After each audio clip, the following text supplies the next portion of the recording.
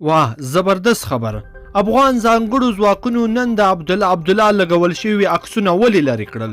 دغه عکسونه چیرته لګول شوي وو او چیرته یې لرې کړل؟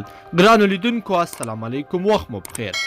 افغان ځانګړو ځواکونو نن په بغلان ولایت کې د پخواني اجرایه رئیس عبدالله پهلویانو له لوري د جمهور رئیس تر نامو لاندې لګول شوي عکسونه څیرې کړل. دغه عکسونه د بغلان ولایت مرکز پل خمري او دوشي ولسوالۍ کې لګول شوي وو.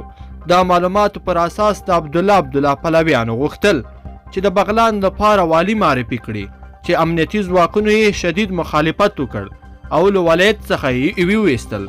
ویل کېږي د سرپل لپاره د دوستم لخوا معرفي شوی والي به هم ډیر ژر ونیول شي. دا په داسې حال کې ده چې عبدالله د ټاکنو نهایي پایلې نه مني او یو ځل بیا یې ځان رئیس جمهور د افغانستان اعلان کړی دی. ورسره څنګ کې محقق دوستم ګلبدین حکمتیار هم د موازي حکومت اعلان کړی دی. ګرانو لیدونکو په دې هیله چې دغه د افغان ځانګړو ځواکونو دغه کارنامه به مو را سره تر پایه پورې لیدلی وي. که چیرې مو دغه ویډیو خوښه شوې وي نو حتما یې در سره لایک کړئ او ملګرو سره یې هم شریکه کړئ. تر بلې ویډیو پورې ښه وخت.